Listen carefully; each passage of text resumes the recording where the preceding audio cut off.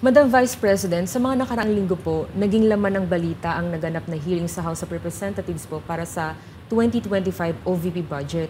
May mga nagsasabi na nag-asal Bratanella daw po kayo, lalo na sa House of Representatives. Hindi daw po kasi kayo sanay na matanong sa mga bagay-bagay, kaya ganoon na lamang po ang naging asta ninyo. Ano po ang reaksyon niyo dito? Sanay ako na sumagot sa mga tanong ng mga bagay-bagay. Kaya nga, di ba, nagbibigay ako ng mga interview, kahit hindi siya arranged na interview, mga ambush interview ng media kung saan nakukuha nila yung mga katanungan ng taong bayan.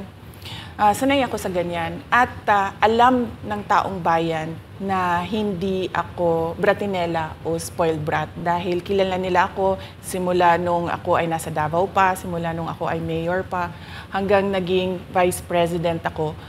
Kilala ako ng taong bayan na hindi ko inaabuso ang aking power at ang aking authority sa lahat ng mga opisina na nahawakan ko. Testigo ko ang buong bayan na hindi ako isang spoiled brat. In fact, nung ako ay lumalaki, hindi naman, ang mga kaibigan ko, hindi naman sila galing sa political na pamilya, sa mga mayayaman na pamilya, sa mga powerful na pamilya. Sila ay mga ordinaryong tao lamang at yun ang kinalakihan ko. Isang ordinaryong environment ng isang ordinaryong citizen ng ating bayan.